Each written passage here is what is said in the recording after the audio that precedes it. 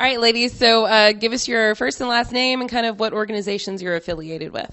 Sure. I'm Helen Strain, and I'm from Alachua County, Florida. I'm on the DEC, and I'm a board member of the Progressive Caucus of Florida. My name is Lisa Moreno. I'm from West Palm Beach, Florida, and I am just the incoming secretary of the Democratic Progressive Caucus of Florida. Well, this has certainly been a super exciting conference. What are you guys walking away from this conference really excited about? What's something that you've seen over the last couple of days that you're going to walk away with, really at the forefront of your mind? Well, I think, and Lisa and I were talking about this the other day, I think having all the new chapters that we do, that's making us one of the biggest caucuses in the Democratic Party. And for many of us, having that voice, that ability to be a progressive and nobody cares is really, really important. Lisa and I both come from a background of doing very hard progressive work. That's actually how we met. And so having all these new chapters and all these new people is really exciting. And what I like about the chapters is for the past 6 years that the caucus has been in existence, we've been a statewide caucus. So it's nice to get people plugged in, but it's always been telephonic and electronic. So with the state or the local chapters, now they can get plugged into actual actions there in their hometowns. So I think it's really refreshing to see a lot of new folks that we hadn't seen before. Just coming from our most recent panel discussion that we just had, one of the things that Helen and I talked about was mentorship.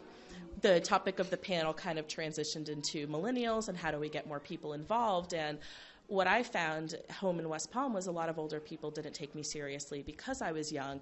So I was glad when I met Helen, I think when I was still in college, and we just really clicked, and she became my mentor for the past 10 years. And it's been really great to have someone vouch for me when I frankly don't need it, but because of some of the pressures there, you do need it. And of course, you learn from that person as well. So I'm taking away that there's ways that we can work together and bridge gaps, not only between age groups, but people across different parts of the state. She's from a very red county. I'm from a very blue county. Or you're not red county, but surrounding red area. State, yes. Red Star. Yeah. So there's a lot that we're getting from this conference. Well, it's definitely an exciting time. Lots of good things happening. And network is definitely being built, which is exciting.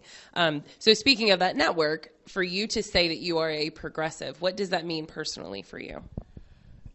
In my world, it means no bars held. It means I accept everyone for how they want to be. I want them to accept me the same way.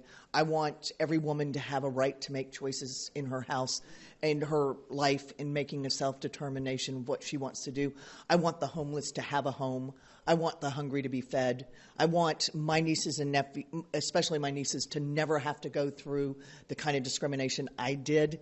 So every day, that's what I do as a progressive, is to make all of those things go away and all of us be treated as equal humans on this planet. What about you, Lisa?